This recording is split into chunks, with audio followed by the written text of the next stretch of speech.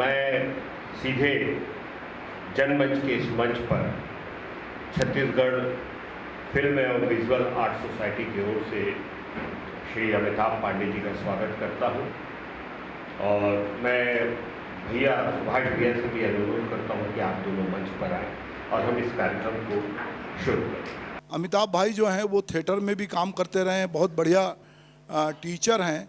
और अभी अच्छी बात यह है कि दिल्ली जैसा शहर छोड़कर जहाँ पर वो रहते थे, बाड़मेर एक जो राजस्थान में है, वहाँ पर बच्चों के बीच में जाके काम कर रहे हैं। और अभी रायगढ़ में आपका व्याख्यान था, अजीम प्रेम जी में व्याख्यान था, और वो लगातार जो है कई तरह की जो सांस्कृतिक यात्राएं होती हैं उसमें भी वो जाते हैं और ये कोशिश करते हैं कि जो हमारे देश का यूथ है या जो देश में कई तरह की भ्रांति हैं, खास करके वैज्ञानिक टेम्परामेंट को लेकर, वैज्ञानिक सोच को लेकर एक अलग तरह की भ्रांति है।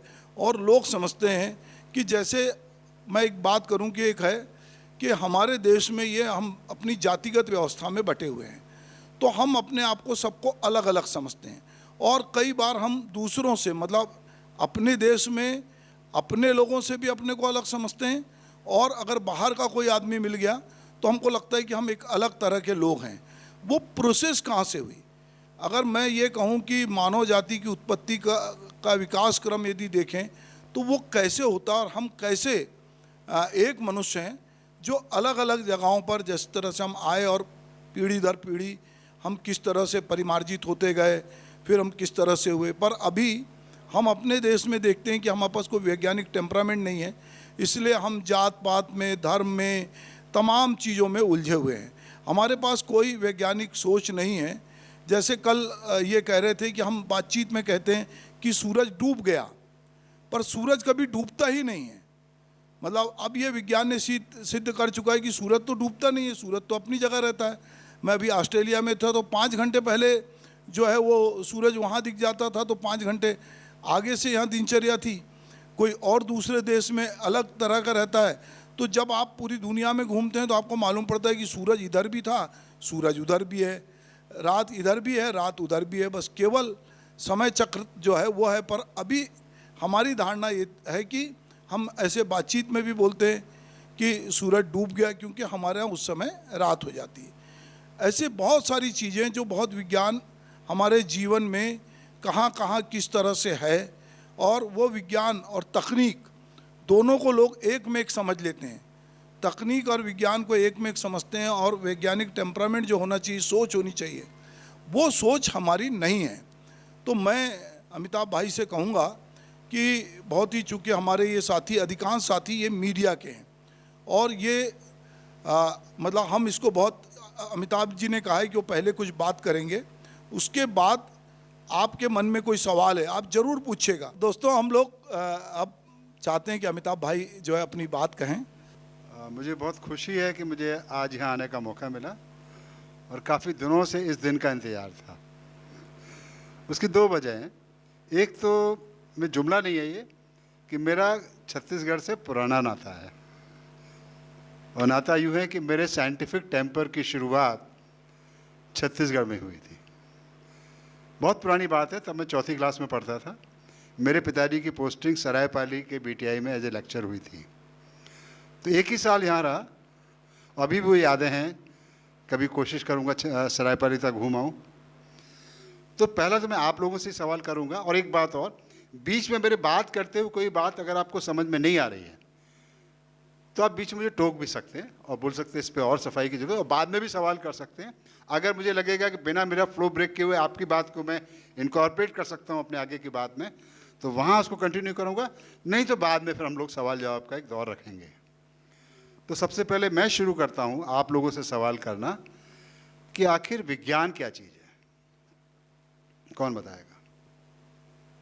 चूँकि मैं शिक्षक हूँ इसलिए मैं बच्चों से सवाल पूछता हूँ। बच्चों से बोलता हूँ सवाल पूछो, नहीं पूछते पहले अच्छा मैं सवाल पूछता हूँ, तो मतलब गेंद उनके पाले में डाल देता हूँ।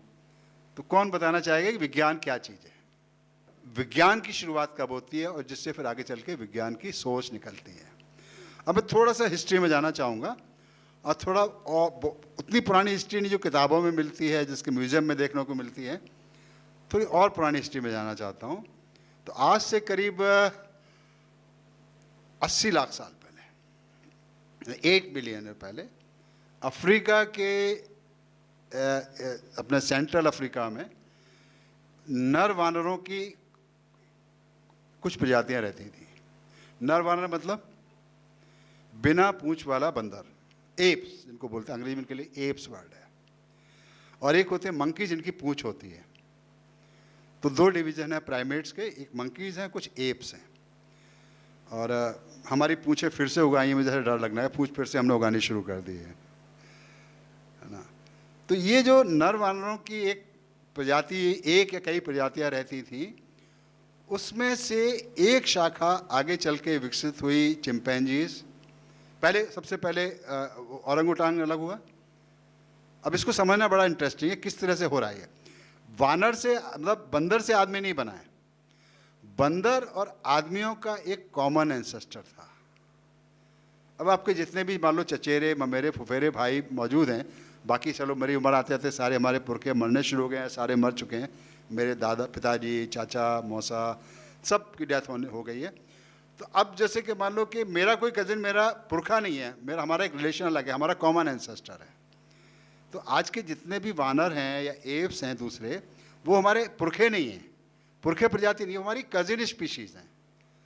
कज़िन मतलब कि हमारा उनका एक कॉमन एंसेस्टर था। तो जितने भी एप्स हैं उनका एक कॉमन एंसेस्टर लगभग 80 लाख साल पहले अफ्रीका में रहता था। 80 से 100 लाख मान सकते हो आप। इतनी गलती होती है एरर में, जब आप कैलकुलेशन करते हो, डाटा निकालते हो, उसमें इतनी एरर तो गुंजाइश रहती है। और उसमें से कुछ एशिया में माइग्रेट करके जो औरंगुटांग में विकसित हुए, कुछ स्पीशीज़ वहाँ रह गई जिसमें से एक गोरिल्ला बना, और चिंपैंजी विकसित हुए। और चिंपैंजीज़ की आगे चल के दो शाखाएं हो जाती हैं, एक बोनोबो जो जिनको पिग्मी चिंपैंजीज़ बोलते हैं, और दूसरा कॉमन चिंपैंजी। और वहाँ से एक पर्टिकुलर जो शाखा और फूटती है लगभग उसी टाइम में, जैसे पेड़ होते हैं ना, इस तरह से शाखाएं बढ़ती जाती हैं जातियों की। डार्विन के बारे में आखिरी में बात करेंगे तो उसके बारे में विस्तार से चर्चा। अगर मुझे लगेगा कि बिना मेरा ब्रेक के आपकी बात को मैं इनकॉर्पोरेट कर सकता हूं अपने आगे की बात में, तो वहां उसको कंटिन्यू करूंगा। नहीं तो बात ये एक फॉसिल मिलता है अफ्रीका में, चिंपैंजीज के फॉसिल अफ्रीका में नहीं मिलते हैं। क्या रीजन है अभी खोज नहीं पाए, या जो कंडीशन थी उस ज़माने में फॉसिलाइजेशन के पॉसिबल नहीं था। इंडिया में जैसे बहुत कम फॉसिल मिलते हैं। इसके जैसे हमारी जो ह्यूमन अर्ली स्पीशीज़ हैं, जिसके बारे में आगे बात करूंगा मैं, तो एक जो फॉसिल मिलता है उसका नाम है ओरोरिन तंगेंसिस, और एक और फॉसिल मिलता है जिसका नाम है साहेलैंथ्रोपस चार्डेंसिस। नाम साइंस के बड़े अजीबोगरीब होते हैं, लेकिन उस पीछे उसका रीज़न होता है। चार्ड एक इलाका है, तो वहाँ जो फॉसिल मिला वो चार्डेंसिस हो गया। आफार में एक फॉसिल मिला, एक रीजन है इथियोपिया का, आफारेंसिस हो गया। और वो ये जो साहेलैंथ्रोपस चार्डेंसिस है, और एक और मिला एक और स्पीशीज़ के बाद मिलती है ऑस्ट्रेलोपिथिकस, मतलब साउदर्न एप। ऑस्ट्रेलिया मतलब साउदर्न या ऑस्ट्रेलिया कंट्री है, वो साउदर्न कंट्री, उसका नाम ऑस्ट्रेलिया पड़ गया। तो ऑस्ट्रेलोपिथिकस मतलब साउदर्न एप ऑफ, जैसे आफार रीजन का आफारेंसिस, या रेमिदस एक स्पीशीज मिली, रेमिदस, वो राम जी से उसका कोई लेना देना नहीं है। तो ये जो फॉसिल की सीक्वेंस बता रहा हूँ, इसमें जो चार्डेंसिस है और जो अपना ये तंगेंसिस है, इनके पैरों की बनावट में ऐसी चीज़ लगता है कि जो चिंपैंजीज के पाँव की बनावट है पंजे की, और इंसानों की पानों की बनावट में कि बीच की कड़ी है। जैसे इनका जो जनरली चिंपैंजीज होते हैं, दूसरे जो एप्स होते हैं, ये ज़मीन पर भी थोड़ा बहुत चल सकते हैं और पेड़ों में भी काफ़ी रहते हैं। तो अपने पाँव के पंजे से भी पेड़ की शाखाओं को पकड़ सकते हैं, ग्रिप कर सकते हैं। ये बहुत यूनिकली कुछ इंसानों में होता है कि पाँव से पेंसिल उठा सकते हैं, कुछ सामान उठा सकते हैं। कई अपाहिज लोग, अपंग लोग इस स्किल को डेवलप करके इसका इस्तेमाल भी करते हैं अपना सारा काम करने के लिए। ऐसे लोग भी जो पैर में पेंसिल पकड़ के ड्राइंग पेंटिंग भी कर लेते हैं। तो ये जो फॉसिल हमको मिलते हैं, इसमें एक चीज़ देखने को मिलती है कि अब ये जो एप है पेड़ों से ज़्यादा अब ज़मीन पर भी वक्त बिता रहा है। हम लोग जो मीडिया में हैं और जो हमारे साथी रोज़ जिन चीज़ों से जूझते हैं, जो विज्ञान की मुश्किलें हैं, या मतलब हम वैज्ञानिक चीज़ें नहीं बता पा रहे हैं। जैसे मैं हमारे पूरे हिंदू मैथोलॉजी में या हिंदू संस्कारों में ये है कि हम ये मानते हैं कि हमारी एक जन्म कुंडली बनती है। ये मानते हैं कि हम जब विवाह करने जाते हैं तो हम 36 गुण मिलाते हैं। हम कोई भी चीज़ के लिए, शुभ अशुभ के लिए बहुत सारे मुहूर्त देखते हैं। हम मतलब तमाम चीज़ों में जो प्रकृति, जिसको विज्ञान ने बाद में अपने अपने ढंग से बताया, पर हम वो सारे प्रतीक, चाहे हिंदू मुस्लिम कोई भी हो, अगर उसको अपना त्यौहार भी मनाना है तो वो जब ईद मनाता है तो वो चाँद देखता है, वो सूरज को सुबह उठकर प्रणाम करता है, उसकी पूजा करता है, वो विवाह करने जाता है तो वो बहुत सारे रिचुअल्स तो करता है, पर सबसे पहले कुंडली मिलाता है, गुण दोष देखता है। ये जो बहुत सारी चीज़ें हैं जिसमें अभी हम तो बात कर रहे हैं कि जो मानव जाति की जो उत्पत्ति का विकास क्रम तो हम समझ लिए। मेरा कहना है कि अभी जिन चीज़ों से हम रोज़ रूबरू होते हैं और जो विज्ञान भी है पर हम उस तरह से बोल नहीं पाते, और जो किताबों में वैज्ञानिक है, जैसा आपने बताया कि डार्विन को हटा दिया गया, थोड़ा अगर हम विषय पे इधर की तरफ चलेंगे। थोड़ा मैं उसी पर ही आ रहा जी। हूँ, लेकिन मैं थोड़ा सा ये बताने की कोशिश कर रहा था कि इंसान का इतिहास क्या है। हम इतिहास की बात तो करते हैं, परंपराओं की बात करते हैं, लेकिन हमारी जो असली परंपरा है, जो मनुष्य बनने से पहले शुरू हो गई थी, उसको समझना बहुत जरूरी कि इंसान आखिर क्या चीज़ है, क्या जानवर है इंसान। कोई बोलता है टूल मेकिंग एनिमल है, कोई बोलता है स्पीकिंग एनिमल है, कोई बोलता है सोशल एनिमल है। तो क्या चीज़ है जिसने हमको इंसान बनाया? तब हमको हमारी वैज्ञानिक सोच समझ में आएगी, और किस तरह से अविज्ञान घुसना शुरू होता है वो समझ के फिर हम इस बात पे आएंगे। अब मैं थोड़ा शॉर्ट करूँगा, कहानी थोड़ी लंबी हो गई। तो ये जो इसमें जो टूल मेकिंग है, ये टूल मेकिंग जो कहना चाहिए कि उसने पत्थर से औजार बनाने शुरू किए, ये इंसान के इंसान बनने की शुरुआत है। क्योंकि दुनिया का कोई भी दूसरा जानवर मनुष्य की तरह से औजार नहीं बनाते। और भी जानवर करते, कल मैंने बात भी की थी, कौवे भी टूल बनाते हैं, वो अपना चिंपैंजी भी घास के धूप का इस्तेमाल करते हैं, दीमकों की बाम्बी से दीमका निकालने के लिए वो घास के तिनकों को तैयार करते हैं, प्रोसेस करके उसको यूज़ करते हैं, सीधा से तोड़ के नहीं। तो ये जो सारी टूल मेकिंग है, और ये जो अब टूल मेकिंग आ रही है, इसमें बहुत ज़मीन आसमान का फ़र्क है। और वो डिफरेंस क्या है कि जैसे अब आगे बढ़ते हैं, वो टूल और विकसित होने शुरू हो जाते हैं। बहुत सिंपल क्रूड टूल से एक और किस्म के औजार, पत्थर के औजार मिलने शुरू होते हैं, जिनको अशूलियन टूल बोलते हैं। अब इनकी शेप बहुत सिमेट्रिकल है, वो खाली फंक्शनल नहीं है। एक तो होता है औजार जिससे खाली काटना है, अपना काम निपटा के निकल लेना है, लेकिन वो शेप उनकी बहुत सिमेट्रिकल है, बहुत प्रिसीशन और परफेक्शन के साथ उनको बनाया जाना शुरू होता है, और वो बेहतर भी होते जाते हैं, क्वालिटी बेहतर होती जाती है। ये जो चेंज आया, इसने इंसान को इंसान बनने की दिशा में, जिसको हम आज होमो सेपियंस कहते हैं, एक बहुत महत्वपूर्ण पड़ाव है। कई सारी चीज़ें एक साथ होती हैं यहाँ पे। एक चीज़ होती है कि इंसान का दिमाग बहुत तेज़ी से विकसित होना शुरू होता है, दिमाग बड़ा होना शुरू होता है। एक जिसको बोलते हैं कि लॉन्ग टर्म मेमोरी फॉर्मेशन की शुरुआत होती है एक वायरल इन्फेक्शन के चलते, जिसके डिटेल में आज नहीं जाऊँगा, कि उस बिना वायरस के इन्फेक्शन के जो एक जीन हमारे शरीर में छूट गया डीएनए में, वो जीन हमारी लॉन्ग टर्म मेमोरी फॉर्मेशन के लिए एक प्रोटीन बनाने में इंपॉर्टेंट रोल प्ले करता है। तो कुछ एक्सीडेंटल चीज़ें, वो इन्फेक्शन नहीं होता तो शायद हम इस तरह से कॉन्शियस बीइंग शायद नहीं बन पाते। ये शायद उससे थोड़ा पहले भी शुरुआत हो गई उसकी इसी तरह की। दूसरा ये है कि टूल मेकिंग प्रोसेस में हमारे न सिर्फ ब्रेन डेवलप हुआ, और ब्रेन डेवलपमेंट के लिए ज़रूरी चीज़ थी न्यूट्रिशन। अब हमारे जो एक्सेस में दूसरा फूड जो नहीं था पहले, अब क्या होता है कि मान लो कोई जानवर ने शिकार किया, आदमी एक जिसको बोलते हैं अपॉर्चुनिस्ट ईटर था, उसको बोल सकते हैं ओमनीवोर, हर तरह की चीज़ खाता, बहुत मुर्दाखोरी भी करता था। दूसरों के जानवरों के मारे हुए जानवरों का बचा खुचा मांस खाना, उसकी हड्डियों को तोड़ के उसकी मज्जा निकालना, ये वो काफ़ी न्यूट्रिशियस होती है। उससे ब्रेन की ग्रोथ में और काफ़ी एक बूस्ट मिला। और दूसरा हुआ कि हमारे हाथों की बनावट में चेंज आया। पहले हाथ बहुत एक पावरफुल ग्रिप के लिए पॉसिबल थी, अब अंगूठा जो अपोजिबल थंब है, इससे पकड़ न सिर्फ बहुत मजबूत हो गई, अंगूठे और उंगलियों के संयोग से बहुत बारीक काम भी आप कर सकते हो, जिसको प्रिसीजन कंट्रोल बोलते हैं। ये विकसित होना शुरू हुआ। दूसरी तरफ एक सामूहिक संस्कृति का विकास भी होता है, जो पहले से थोड़ी अलग है। चिंपैंजीज भी समूह में रहते हैं, गोरिल्ला भी समूह में रहते हैं, लेकिन अब ये जो नई स्किल है जो डालो, इसको अगले जनरेशन में ट्रांसमिट भी करना है। इसके लिए भाषा की ज़रूरत है, लैंग्वेज की ज़रूरत है। कुछ क्रूड किस्म की लैंग्वेज पहले भी रही होगी, लेकिन अब ज़्यादा कॉम्प्लिकेटेड थॉट्स को कम्युनिकेट करने के लिए आपको एक सुगठित भाषा की ज़रूरत पड़ती है। और यही दौर है, एक और जीन में म्यूटेशन होता है, उत्परिवर्तन होता है, जिसके जरिए ग्रामेटिकल लैंग्वेज पॉसिबल हो पाती है, जिसमें ग्रामेटिकली स्ट्रक्चर्ड लैंग्वेज। एक होता है अपने इशारों से बात करना, आवाज़ से बात करना, चिड़ियाँ भी करती हैं, जानवर भी करते हैं, लेकिन एक स्ट्रक्चर्ड लैंग्वेज जिसमें जो हम ग्रामर में पढ़ते हैं, ये शायद इसी दौर में संभव हो पाती है। ये एक तरह का बोलना चाहिए कि नए किस्म की क्रांति हो रही है जैव विकास में, जीवों के विकास में, और इसने मनुष्य को एक सचेतन प्राणी बनने में आगे के लिए उसको बहुत एक उसकी ज़मीन तैयार हो जाती है। अब हम ये होमो हैबिलिस से सीधा जंप करते हैं आगे जाके कुछ 150 लाख साल में एक और स्पीशी मिल लेती है जो उसको होमो इरेक्टस कहा गया। होमो हैबिलिस मतलब हाथों वाला आदमी, इरेक्टस मतलब सीधा खड़ा होने वाला आदमी, इरेक्ट चलता है, वॉक करता है, उसकी पूरे हड्डियों की बनावट, कूल्हे की हड्डी, पंजों की बनावट में बिल्कुल क्लियरली वो इंसानों की तरह सीधा खड़ा होकर चलता है।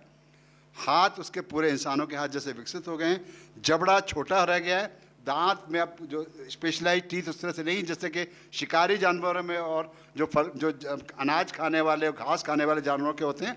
अब ये बहुत ही मतलब देखने में बड़ा डेलिकेट प्राणी लगेगा आपको। अगर एलियन उस ज़माने में धरती पर उतरे होते तो शायद कल्पना भी करते कि यही जानवर कल चंद्रमा पे भी जाएगा। अब कुछ लोग चंद्रमा की पूजा करेंगे, कुछ चंद्रमा पे जाएंगे, अभी फैसला करना है उनको करेंगे, कुछ लोग किसको कहाँ जाना है। ये जो एक बदलाव आया, इसमें से एक पूरा के लगभग आज से लगभग आप बोल सकते हो कि 3 लाख से 2 लाख साल के बीच में एक और इनमें चेंज आता है जो स्पीशीज़ इवॉल्व होती है, उसका नाम है होमो सेपियंस, जिसको मैं आदम अकल वाला बोल रहा हूँ। ये होमो सेपियंस बहुत मतलब बोलना चाहिए कि इंटरेस्टिंग स्पीशीज़ है। ये हर तरह के एनवायरनमेंट अपने आप को अडॉप्ट कर सकती है। अब इसके पास सिर्फ बॉडीली म्यूटेशन करने की ज़रूरत नहीं है कि ठंड में रहते हैं तो बहुत बाल उगा ले, कि बाल उगने में म्यूटेशन होने में लाखों साल लगते हैं। वो जानवर को मार के उसकी खाल को ओढ़ सकता है, गर्म इलाके में नंग धड़ंग भी रह सकता है, मछलियों का शिकार भी कर सकता है, जंगली जानवरों का शिकार भी कर सकता है, और मौका कुछ नहीं मिलेगा तो कुछ भी मरा हुआ मीट भी खा लेगा। इसमें औरतों का भी बहुत इंपॉर्टेंट रोल है। यहाँ पे हंटिंग से ज़्यादा फूड गैदरिंग पे ज़्यादा डिपेंड थे, फूड गैदरिंग औरतें करती हैं, और जिससे आगे चल के एग्रीकल्चर का एवोल्यूशन होता है। लेकिन इसी दौर में जिसके आप बोल रहे कि जो विज्ञान और अज्ञान की शुरुआत भी यहीं से होती है। विज्ञान तो आगे आएगा, एक किस्म का ज्ञान जो एम्पेरिकल है, आप अपने अनुभव से कलेक्ट कर रहे हो, तो ये इसको प्रोटो साइंस कर सकते हो, लेकिन अभी प्रॉपरली साइंस नहीं है। अभी आपको पता होना चाहिए कि एनिमल भी माइग्रेशन के लिए तारों का इस्तेमाल करते हैं, सूरज का इस्तेमाल करते हैं दिशा निर्धारण के लिए।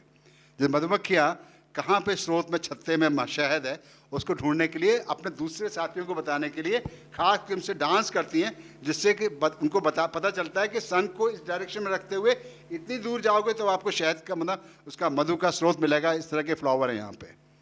चिड़ियाँ भी स्टार्स का यूज करती है लॉन्ग माइग्रेशन के लिए। चिड़ियाँ तो मतलब उत्तर ध्रुव से दक्षिण ध्रुव तक की यात्राएं करती हैं, और बीच में काफ़ी दूर तक यात्राएं तो बिना उतरे महीनों तक करती हैं, और वहाँ पे सिर्फ उनके गाइड दिन में सूरज है, रात को तारे हैं। तो इंसानों ने भी अपने माइग्रेशन के लिए तारों का इस्तेमाल किया दिशा निर्धारण के लिए, और सन के जो राइजिंग सेटिंग डायरेक्शन जो चेंज होती है, जैसे कि सर्दियों में सूरज दक्षिण पूर्व से उगता है और सेट भी दक्षिण पश्चिम में होता है सर्दियों में, और एक दिन आता है जब सूर्य एकदम एक्सट्रीम पे दिन सबसे छोटे होते हैं, रात सबसे लंबी होती है, अगले दिन से सूरज फिर उत्तर की तरफ सनराइज का पॉइंट शिफ्ट होना शुरू हो जाता है, जिसको हम उत्तरायण बोलते हैं। उत्तरायण हमारा 21 दिसंबर को ही शुरू हो जाता है, जबकि पंडित जी लोग अभी भी जनवरी में करवाते हैं। इनको पता ही नहीं है कि ऊपर की दुनिया में क्या चल रहा है। वो पोथियों में सर घुसाए बैठे रहते हैं, ऊपर देखने की उनको फुर्सत ही नहीं है, पैसे कूटना और कुंडली को उल्टा सीधा बांधते रहना। ये जो पूरा इसके चलते लगभग, लेकिन इस सब के बावजूद भी, सक्सेस के बावजूद भी, एक मतलब प्रकृति का कुछ भरोसा नहीं कब क्या हो जाए। अफ्रीका में काफ़ी लंबा एक अकाल का दौर चलता है। लगभग 80,000 साल पहले इंसानों की आबादी मुश्किल से 1000-2000 की बस्ती है, और उनमें से कुछ माइग्रेट होके रेड सी को पार करते हो। आपको अफ्रीका मालूम, इथियोपिया अफ्रीका का ईस्टर्न कंट्री है, बीच में रेड सी है और इस तरफ यमन है। वो क्रॉस करके इधर आते हैं, पेड़ों का शायद इस्तेमाल करते होंगे, सारा माइग्रेशन उनका कोस्ट लाइन को फॉलो करते हुए है, और वहाँ से माइग्रेट करते हुए इंडिया में पहुँचते हैं लगभग आपके 65,000 साल पहले, और फिर यहाँ से आगे माइग्रेट करके श्रीलंका, अंडमान निकोबार और ऑस्ट्रेलिया तक जाते हैं। इसके पूरे आर्कियोलॉजिकल एविडेंस तो नहीं मिले, लेकिन हमारे जीन्स में इनके एविडेंस मौजूद हैं। एक पर्टिकुलर मार्कर मिलता है जीन में, जो कोस्टल मार्कर कहते हैं। इसके बाद पुख्ता प्रमाणित हो गई है कि दुनिया के सारे इंसान अफ्रीका से आए हैं, कोई भी भूमिपुत्र नहीं है। हमारी भूमि है तो अफ्रीका में जहाँ पैदा हुए हैं। हाँ, वी ऑल आर अफ्रीकन्स, और उस पर गर्व होना चाहिए, शर्म नहीं आनी चाहिए। ये जो माइग्रेट होके यहाँ आता है, ये पूरे नए तरह का उसको इलाका मिलता है, उस हिसाब से नए अडोप्टेशन करता है, नए तरह के टूल बनाना सीखता है। और यहाँ पे उस समय शायद ऑस्ट्रेलिया जो होमो इरेक्टस की प्रजातियाँ मौजूद थी, लेकिन उसके फॉसिल नहीं मिले अभी तक, उसके टूल्स मिलते हैं। अब ये जो होमो सेपियंस आया उसको रिप्लेस किया है, ये वो ऑलरेडी एक्सटिंक्शन हो रहा था उसका। तो ये जो ये इनके जो अभी जो डिसेंडेंट बचे हैं वो सबसे प्योर डिसेंडेंट अंडमानीज ट्राइबल है, ये ऑस्ट्रेलियन एबोरिजिन्स। लगभग इसके बाद ये माइग्रेट होके इस मिडिल ईस्ट में भी सेटल होते हैं, फिर यूरोप में भी जाते हैं। और यूरोप में एक पहले से जो प्रजाति माइग्रेट होके आ गई थी होमो सेपियंस के पहले, वो वहाँ पे मौजूद थी। नेंडरथल मैन जिसको कहते हैं, वो इधर एशिया में नहीं आया, वो फिर एक लगभग आज से 35-40 हज़ार साल पहले एक्सटिंक्ट हो जाता है वो स्पीशीज, जिसको नेंडरथल मैन कहते हैं। उसकी ये भौं की रिच काफ़ी उभरी हुई होती थी और सर का ये पीछे काफ़ी बड़ा होता था, लेकिन वो बोल सकते थे, लेकिन शायद जो हमारी जैसी कॉम्प्लेक्स लैंग्वेज उनके पास नहीं थी।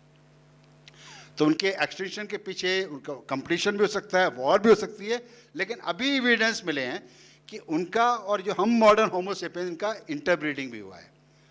तो अफ्रीका के बाहर जो इंसान मिलते हैं उनमें नेंडरथल जीन भी पाए गए हैं। तो we are not just making war, we are making love also, we are interbreeding. दो होमो सेपियंस से काफ़ी अलग दिखते हैं वो। तो ये जो आपका होमो सेपियंस वहाँ आया, यूरोप में गया, इनके टूल्स बहुत इंप्रूव होते हैं, धनुष का आविष्कार होता है, भालों का आविष्कार होता है, आग जलाना सीखते हैं टूल मेकिंग के प्रोसेस में ही। ये पत्थर टकराने से आग पैदा होती है, सबको पता है। और ये हमारे, मुझे याद बचपन में गड़िए पत्थर और कील लेके चलते थे और आग जलाते थे उससे। तो ये जो आपका एक खास किस्म का, एक जो बोलना चाहिए कि अहंकार तो नहीं बोलोगे, एक कॉन्फिडेंस कि हम चीज़ों को मॉडिफाई करके एक बहुत और बेहतर चीज़ बना सकते हैं। इसका पीछे एक क्रिएटर की कल्पना भी, रचनाकार की कल्पना भी यहीं से शायद विकसित होती है। कि नेचर में दो तरह के ऑब्जेक्ट होते हैं, मैन मेड ऑब्जेक्ट और नेचुरल ऑब्जेक्ट। अब कहीं घड़ा रखा हुआ है तो जरूर कोई घड़ा बनाने वाला है। नेचर में उतना परफेक्ट प्रिसिशन वाला घड़ा नहीं बन सकता, हालांकि कुछ एनिमल बहुत इंटरेस्टिंग ऑब्जेक्ट बनाते हैं, लेकिन फ़र्क पता चलता है।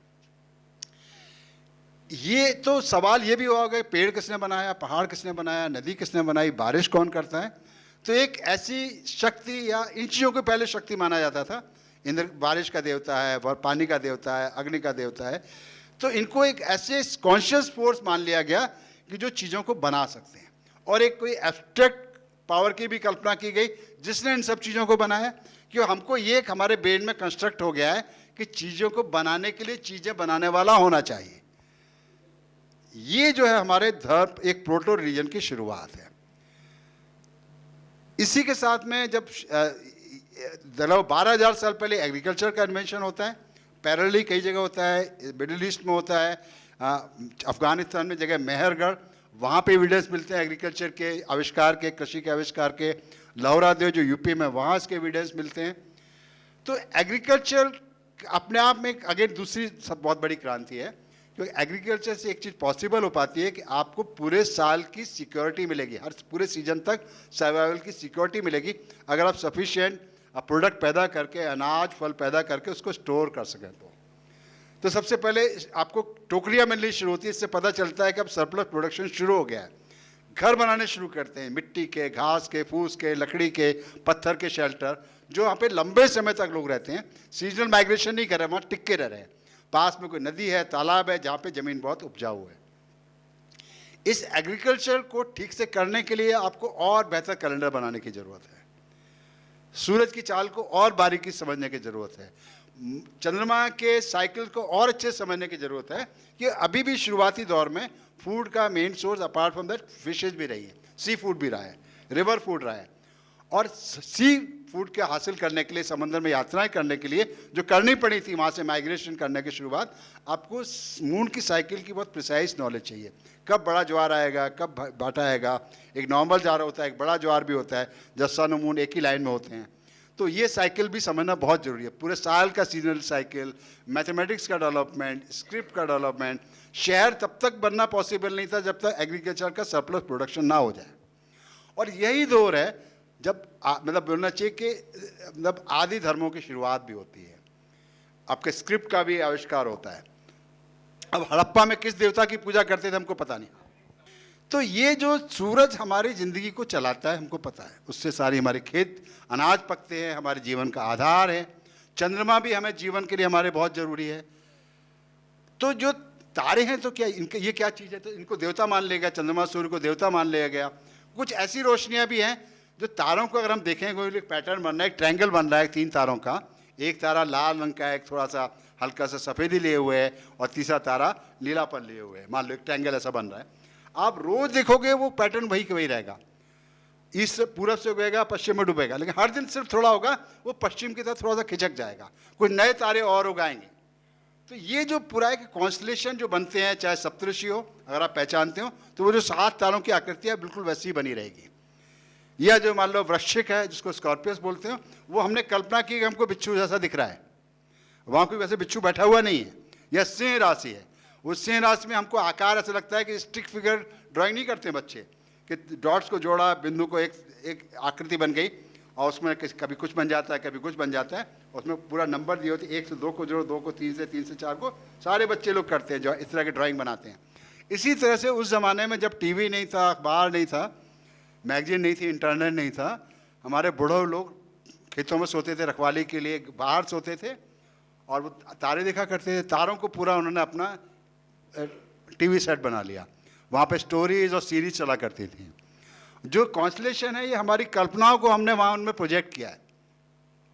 जैसे कि आपका एक किस्सा बताता हूँ, जैसे सिंह राशि, अब वो शेर जैसा दिखता है, तो जब पैदा हुआ उस समय उनको मालूम था कि अभी सिंह राशि सूरज के पीछे छुपी हुई है, जिसको कहते हैं कि सूर्य सिंह में आ गया है। अब सूरज तो बहुत पास में है, 150 मिलियन किलोमीटर की डिस्टेंस पे है। सिंह राशि के कुछ तारे इतने दूर हैं, वहाँ रोशनी आने में 80 साल लग जाते हैं, किसी से 200 साल लग जाते हैं, और सूरज से रोशनी आने में सिर्फ 8.25 मिनट लगते हैं।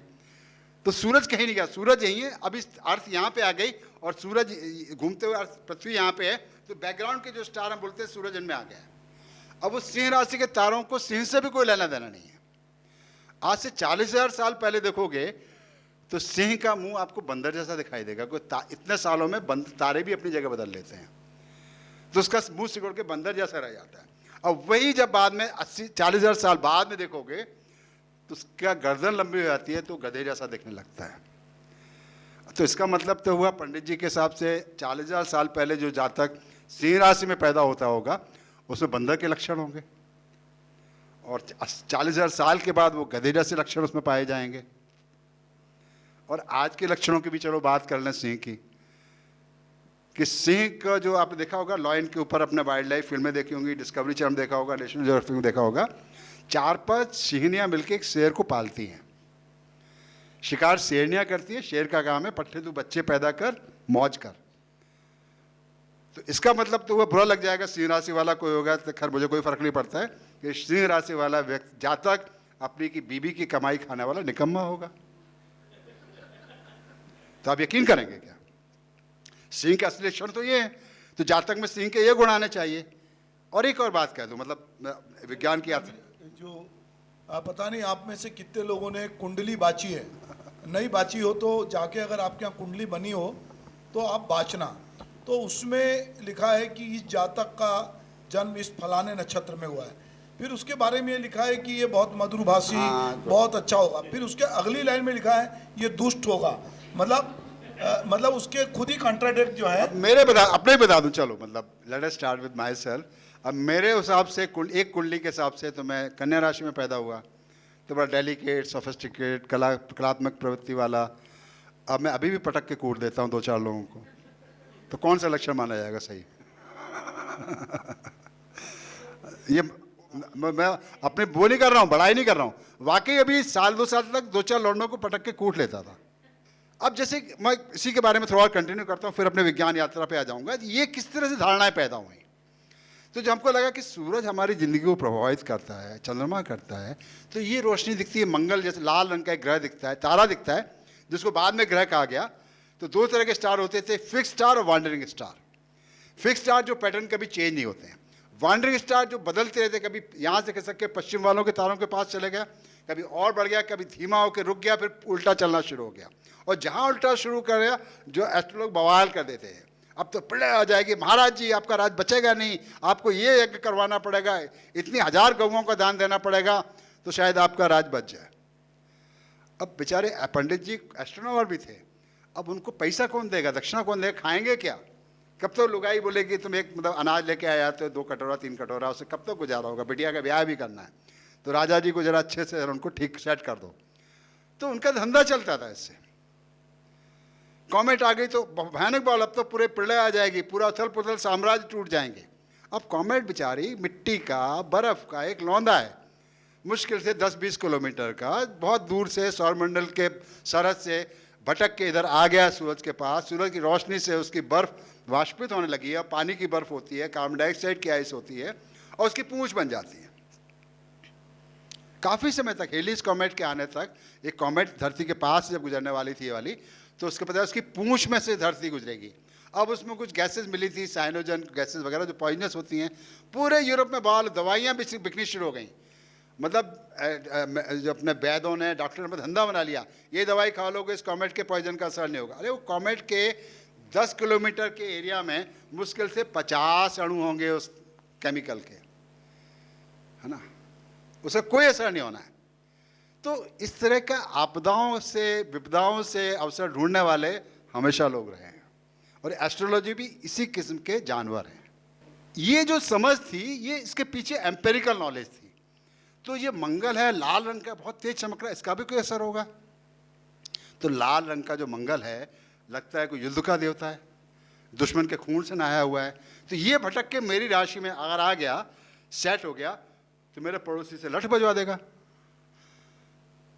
अब बेचारा मंगल वहाँ क्यों आया, ये न्यूटन साहब बताते हैं। वो इसलिए नहीं आया कि पड़ोसी से लठ बजेगा, या शुक्र ग्रह यहाँ पे आ गया है तो पड़ोसी ने आपके साथ भाग जाएगी, आप सोचेंगे ऐसा। अब वो शुक्र ग्रह बेचारा क्या करेगा, वो तो धरती जैसे एक भौतिक पिंड है, उसके एटमॉस्फेयर में सल्फ्यूरिक एसिड वेपर्स हैं, कार्बन डाइऑक्साइड बहुत ज़्यादा है, इतना गर्म हो गया है, जिसको कल्पना करते थे यूरोपियन सौंदर्य की और प्रेम की देवी है, वो तो नर्क से भी ज़्यादा बदतर है। वहाँ पे आप उतर जाओगे तो टेम्परेचर होगा करीब 480 डिग्री सेंटीग्रेड, और प्रेशर होगा धरती का 100 गुना एटमॉस्फेयर का। हमारे ऊपर लगभग 3 एलिफेंट के बराबर वजन का एटमॉस्फेयर हमेशा रहता है, लेकिन हमारी बॉडी को उसकी आदत हो गई कि इसी में हमारा विकास हुआ है। शुक्र ग्रह पे खड़े हो जाओगे तो आप पे लगभग 300 हाथियों का बोझ आ जाएगा, अब कुचल के आपका पापड़ बन जाएगा। अब वो भी भुना हुआ पापड़, जल जाएगा पूरा, जो टेम्परेचर इतना है। वो काहे की सौंदर्य की देवी, हमको बहुत सुंदर तारा जैसी दिखाई देती है, तो हमने कल्पना की सौंदर्य की देवी है। हमारे शास्त्र में उसको शुक्राचार्य बोला गया, राक्षसों का गुरु है। हर एक की अपनी अपनी कल्पना है। अब किसकी कल्पना सही है, ये झगड़ा वैज्ञानिकों ने तय किया। कैसे पता चलेगा कौन सही है, वो शुक्र सौंदर्य की देवी है या राक्षसों का गुरु है? तो ये जो अपना पूरा एक जो साइंस थी, कोशिश ये थी कि हम अपने मौसमों को समझें, टाइम के चेंज को समझें, टाइम के लिए कैलेंडर बनाएं, प्लैनेटरी चार्ट्स बनाएं, जिससे हम नेविगेशन में मदद मिलेगी। समुद्र में जब आप चल रहे हो जहाज में, तो कोई लैंडमार्क नहीं होता है दिशा जानने के लिए, सिर्फ सूरज होता है दिन में, रात को तारे होते हैं।